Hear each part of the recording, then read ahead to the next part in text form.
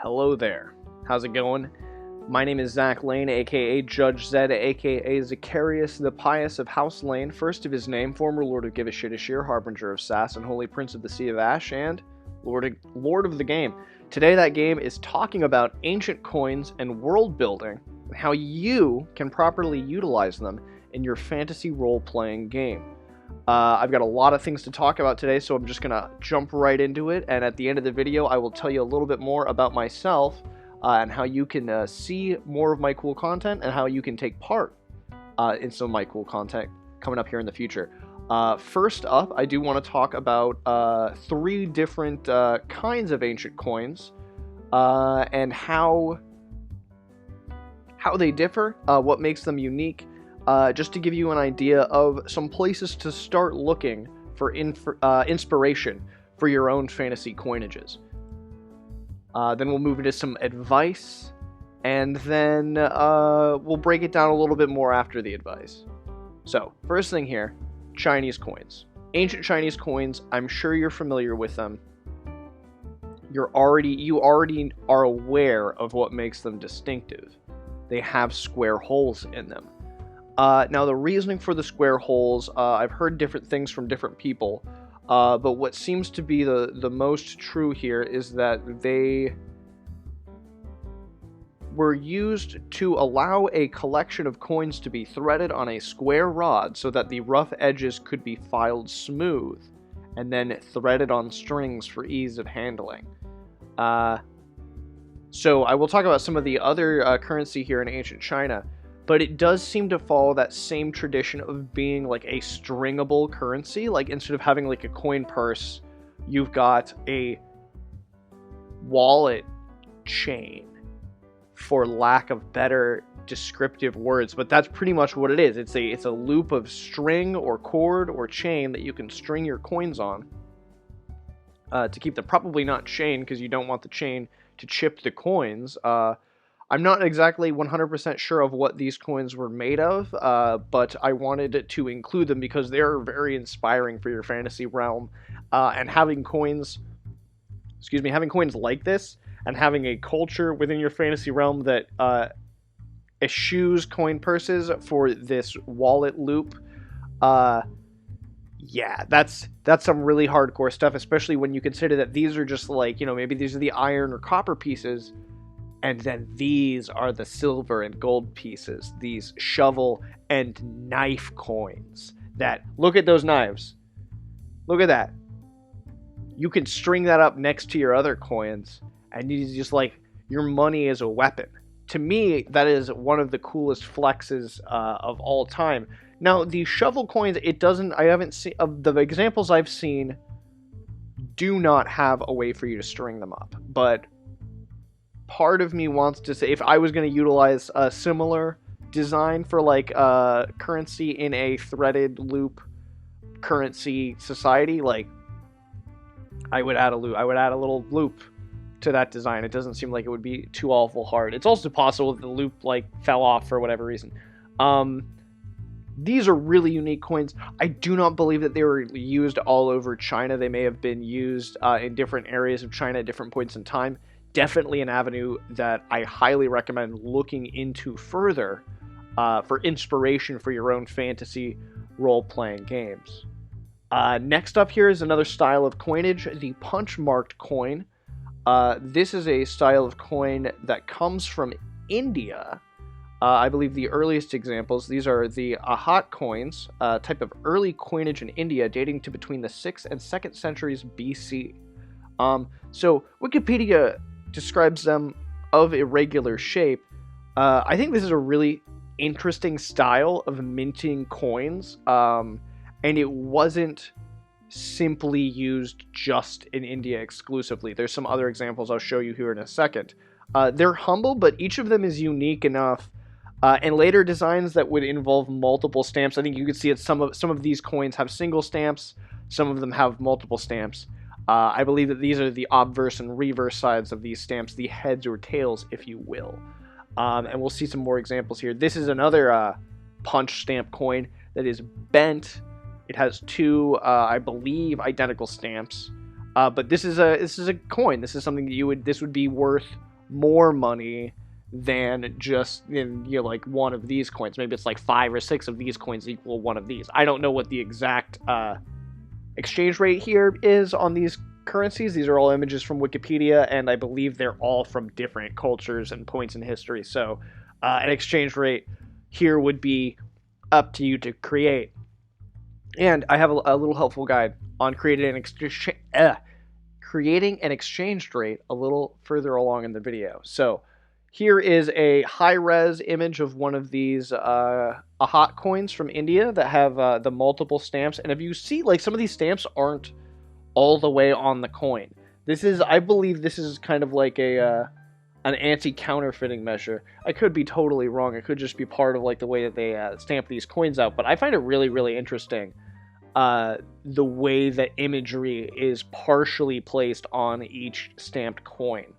I really wonder what the reasoning for that is, but these are really cool coins, irregardless. I am very inspired by these coins, and other people were inspired by them as well. Here is an Athenian coin, minted using the same style of stamping a piece of metal with an image. And as you can see, this is one of the earliest kind of coins that you're going to see from the Greco-Roman period of coinages and place of coinages.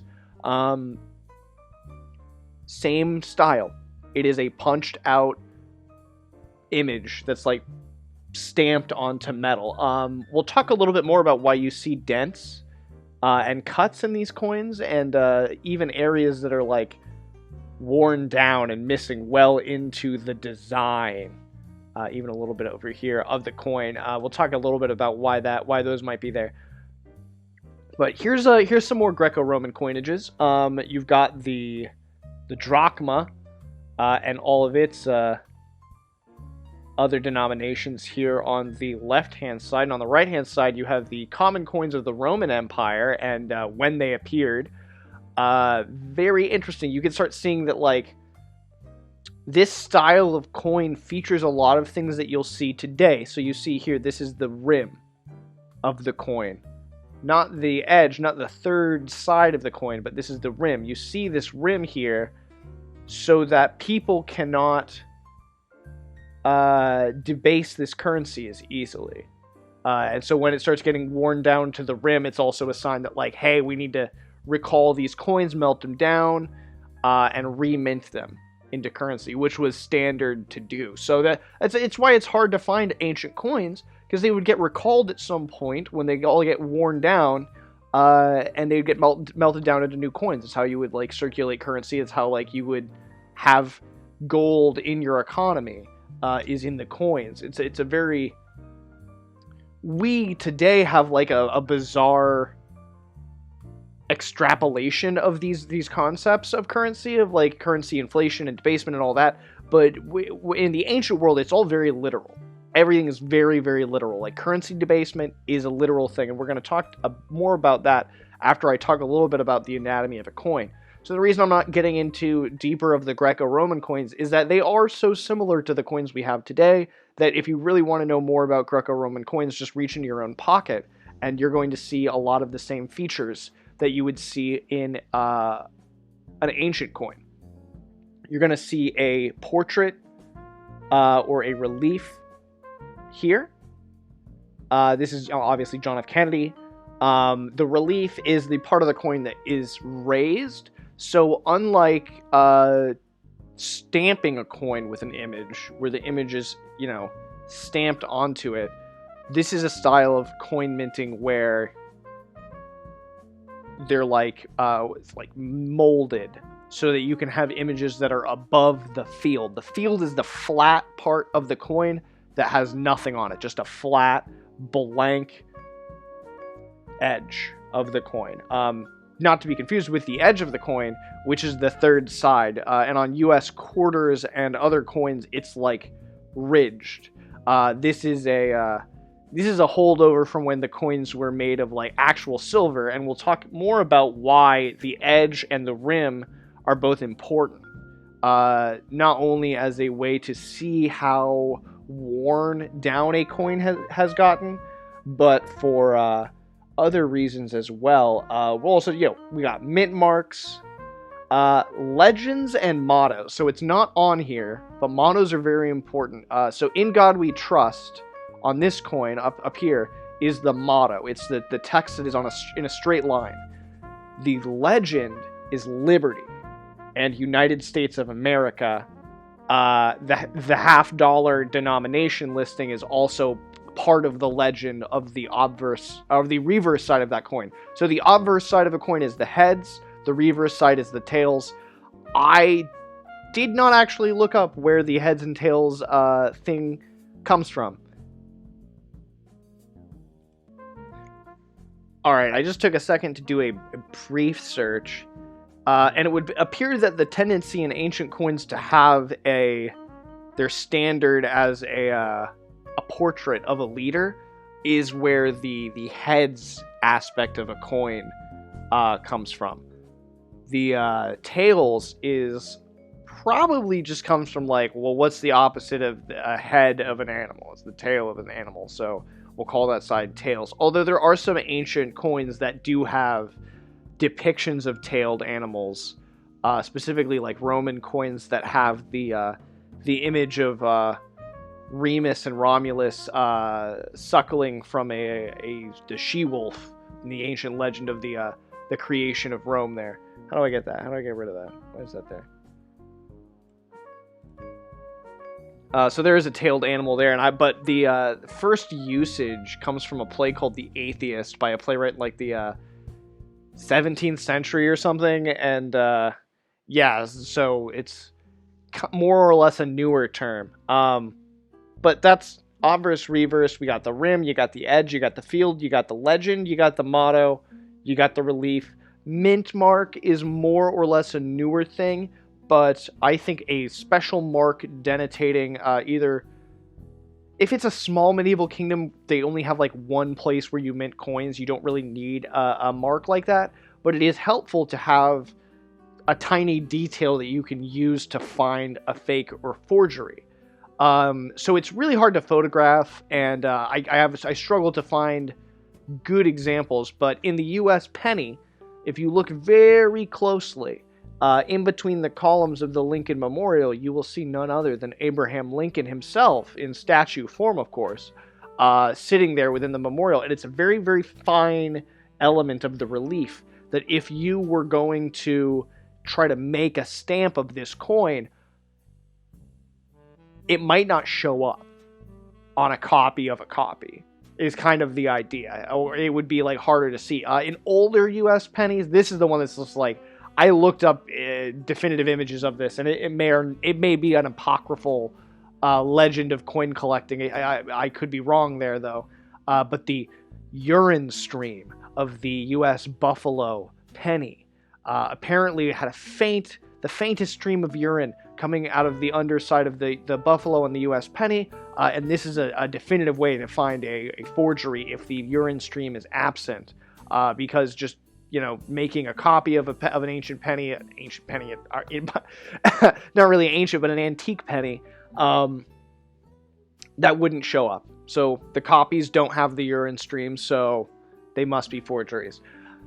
Moving on from talking about buffalo urine, let's talk about designing your own set of fantasy currencies and currency exchange rates. My advice is do not do that.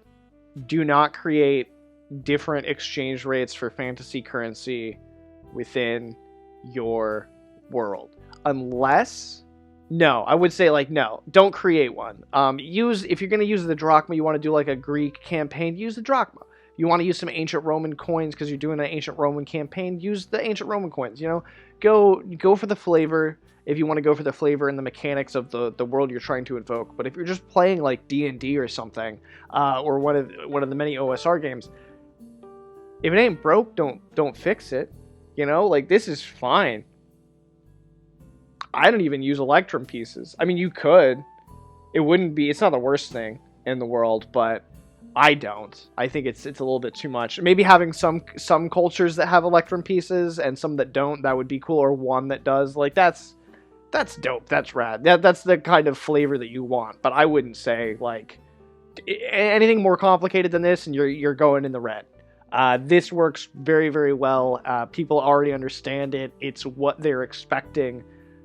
But working within this outline, and given what we just learned about all these different styles of coins, this can be all kinds of craziness. Like, copper pieces don't have to be copper. They could be iron. They could be brass.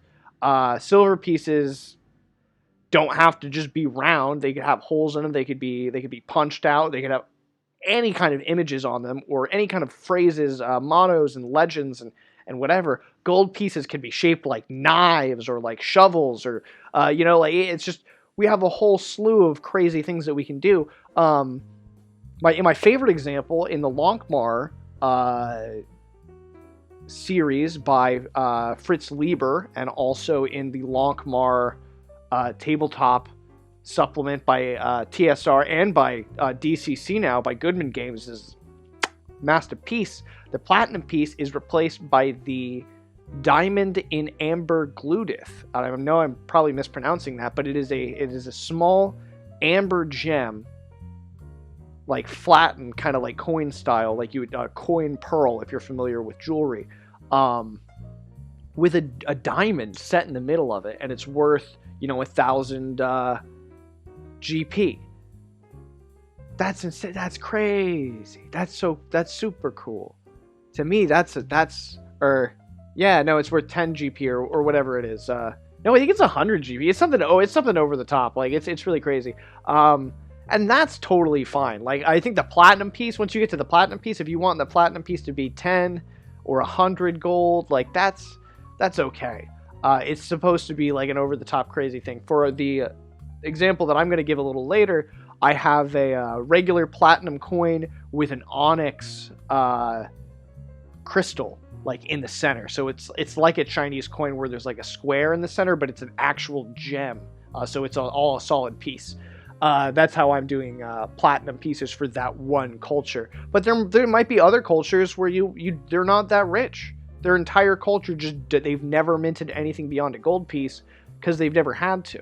And we'll get into some other ways that you can tell stories about cultures, even over time, without having somebody in a tavern just tell them how rough things are here in the Empire. And so here's something you've got to think about while you're designing your currency, though. So all currency designs evolved because of the world's second oldest profession, currency debasement and currency counterfeiting. Really, really interesting stuff here. This is the basic scheme as it would play out in the olden days. You would get, let's say you're a miller. Yeah, millers were known to be kind of like shady. You're a miller. You mill stuff all day. You sell the flour that you mill in big old bags, and people give you some silvers for them. Well, you make 30 silvers a month. That's not the worst, but if you could make 40 silvers a month, that'd be better. So what you do is you start clipping all those silver pieces that you make. Every day you just get a little clipping, a little fingernail-sized clipping off of one of those silver pieces, as you see over here on the right-hand side of the screen. And you collect a month's worth of those, and then you melt them down, and you take some of the coins that you didn't clip, and you push those into some molds, and you make the best mold you can of these ancient coins, which don't feature like fine details in the reliefs because they just don't possess the fine tools to do that. So you're able to make very believable copies of these coins out of silver that you took from other coins. So there's like no way to tell without a rim. There's almost no way to tell a clipped coin from a coin that has just naturally worn down in people's pockets almost. Once you put the rim in there, and once you stop doing like the Athenian coin that we saw, that was like that. It's so rough that it would be almost impossible to tell if people were clipping that, or even if they were just straight up counterfeiting that. We'll talk into a little more of the back and forth of that here in a second. But this is bad. this is this is not good for the economy as a whole, because it actually takes the worth of it physically reduces the worth of the currency you clipped, because again, this isn't like an abstraction of economics. This is straight up like this money is only worth how much it weighs because it's made out of precious metal. So to debase that physically, you're physically saying that you're physically taking worth away from this coin, and you're putting it in coins that were not made by the government who made them, who like made a specific amount of, took their own silver, and now you're turning that silver into more coins. So the government naturally is going to be like, this is not good. This is actually bad for us. So we're going to send somebody into the neighborhood to find out who's been clipping coins, who's making these counterfeits, and where all of that's going. Well, I'll tell you where it's going. It's going into the hands of the people in that community. And the people in that community aren't going to just readily give up the person who's putting extra silver into their pocket. Like, an extra 10 silver a week for a miller, that's like, that miller's going to spend that on all kinds of other stuff. And maybe even, paying hush money or just doing things to, like, better the neighborhood. Smart thieves, smart criminals, get them while they're young. I don't want to give like explicit examples here, but there are examples. If you look into the history of organized crime, even recently in history, of organized criminals really getting in good with the local populace, so that when the cops come, nobody's going to give them up because they're giving up their meal ticket. They're giving up the extra money that's getting them through. It's kind of like it's the dark side of criminal capitalism, criminals have the money, they have the power, they can adjust the way people feel about them, and they can take a thing that's objectively bad for everybody, like taking the money and making it worth less, and turn it into a good thing, because then you get more free money.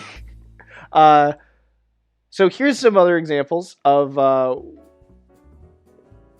another way that you can debase, and then so let's say you're getting an extra 10 silver a week. That's pretty good. And hey, these coins that you're making, they're actual silver. They're actually worth the amount of silver that they are. You just took that silver from other coins, whatever. It's no skin off your back. It's skin off the king's back. But what if you wanted to make an extra 30 coins a month? You want to use 40 silver plus 10, but like 40 plus 30, like that's even better. Stretch that silver out a little bit. Take some copper coins, melt them down. You make a bunch of copper slugs, and then use those as the center of these silver coins that you're making. And all of a sudden, you can stretch that 10 silver pieces of silver across 30 pieces of silver. And now you're really making bank. This will start to upset people, because you're physically making their money worth less all across the board, and you're spending money that's like now gonna get taken away. Where before they were like, hey, we're noticing some of the coins are like really worn down to the rim, like all on one side, all coming out of one neighborhood, like, what are we going to do? But, it's very vague. But when you've got coins that are just straight up fake, like you cut them, and on the inside they're not made of silver anymore. They're made of like copper. That's why you cut coins. That's why all these ancient coins are cut, is they're checking to make sure they're actually genuine. If they're not genuine, then that person gets in trouble, because the government will take the non-genuine currency, and the shopkeeper gets nothing. If you get caught with like, if somebody comes into your business and like breaks like a $1,000 bill, and you get a $1,000 bill in your till that is a counterfeit, government takes that money and you don't get anything. Like, it happens even if you're just a customer. If they find you with like a $20 bill, like, they take the $20 bill and you don't get any money. You don't get a real $20 bill because you got a fake $20 bill somehow. If anything, they're going to ask you questions about like where you got this $20 bill from. Because it's happened It's happened to me. It's happened at the place that I've worked. People will sometimes go for a higher amount if they're going to counterfeit something. They'll go for like 100. But that's the scheme these days, is you counterfeit paper money and you get change that is real. And because our currency is like no longer based on the actual standard of money, it's not based on, our money is not based on a gold standard or a silver standard or a copper standard or any standard like that. It's just kind of, it's a weird abstraction. But so here's some other methods of coin debasement and counterfeiting. Plugging. So you can straight plug a coin, like take a circle out of the inside of a coin that isn't like a Chinese coin, and fill that in with some other material. And this is just another way to get precious metal to make your own counterfeit coins. The most unique, interesting to me, and hardest to track method of currency debasement is known as sweating. And so, like, let's use this Miller example again. He's got 20 silver coins, or 30 silver coins in a sack that he made that month, and he's just going to shake them. He's just going to keep shaking that sack until those coins are all, those brand new coins look like they're like 5 years old now, and you got a sack full of silver dust, which you can then collect, melt down into a solid piece, save for later, and then, start using that to counterfeit coins. This, again, this is why you date the coins, so it's like, hey, we minted these coins a month ago, and they look like 6 years old. It's like, somebody's sweating them. So, kind of, look through the history of counterfeiting, and you see that it's a back and forth. They're clipping coins, so we got to add a rim. They're sweating coins, so we got to add a date. They're, plugging coins, so we got to make sure that, we put a really meaningful design that you can't just quickly fake. We got to do something better than just a straight sword. You got to put someone's face on there, so you can't just plug that and fill it in with copper and hammer it out or whatever. Then you've got counterfeiting as an act of war, or official state counterfeiting rings. Like during World War II, the Nazis counterfeited a bunch of American currency and other currency around Europe in an attempt to debase their economy. It's like, counterfeiting's bad. Counterfeiting is bad for the economy overall because it makes the money worth less money. Whether it's, and I don't know the whole dating on when America went away from the gold standard, but there's not a good way to, you can't just, money machine doesn't just go burr, but whatever. Next we have state debasement, which is another form of currency debasement actually done by a state to their currency because they don't have enough silver to, mint this money for whatever reason. Maybe they can't recall the old currency because too much of it is in circulation. Maybe they spent it all on war. For what? Maybe they're just collapsing. We have the Roman Empire's coins here. From 240 in the Common Era to 270, you see this Antoninus, the Antoninus coin. I'm probably pronouncing that wrong. Go from a 40% fineness in silver down to a 5% fineness in silver that actually caused the coins to degrade faster over time. Now, let's say your players enter into a new area and they exchange their coins. They have their country's currency, they're exchanging it for this new currency, and they're finding out that they're getting, one, way too much of it, and two, some of these coins are not actually made of all silver. This is starting to turn green. There's copper. There's a copper mix in these coins. What's going on here? And maybe there's dates on these coins, and they can follow along, just like this chart, the degradation of a currency, or even vice versa. Maybe they have some older coins that are really falling apart compared to some newer coins that are of a much higher quality metal. This can show that an empire or a kingdom is gaining in economic strength rather than declining. But it's really up to you. There's one other thing I did want to show off, if I can get to it here. No.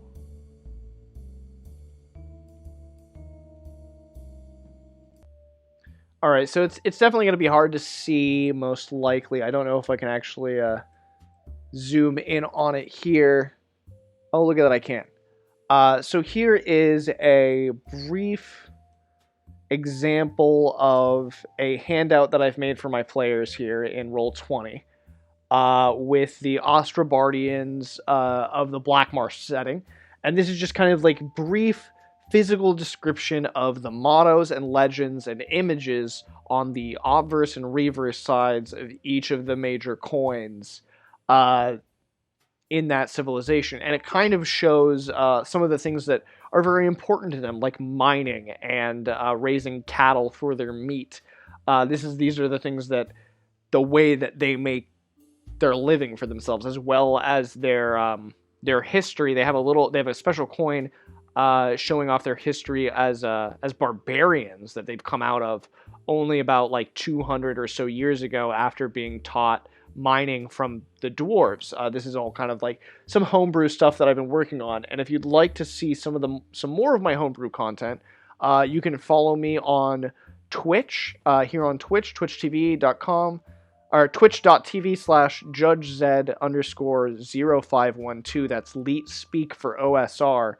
I'm also on YouTube as Judge Zed, and I've just kicked off my Patreon, patreon.com/JudgeZ as well.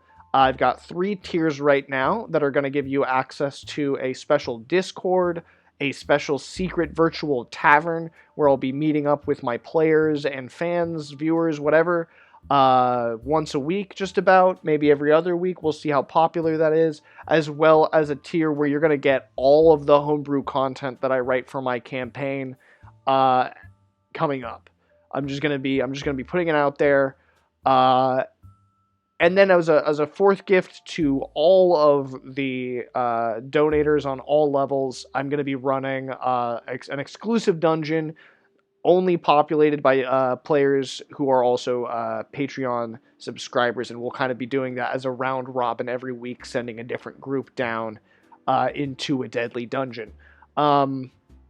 With each group doing a little write-up to pass off to the next, and we'll be expanding on a singular document of like, here's some helpful tips to get through, this level, and this is the path you take to get through this level, and we'll go deeper and deeper into that dungeon every week, or every other week, I should say. Probably going to be alternating weeks during my off week, but that's who I am. That's what I'm here to do. I'm here to run games, talk about games, and help you bring your game up to that next level of player engagement and just emergent narratives in your stories. Like send your players to break up a counterfeiting ring.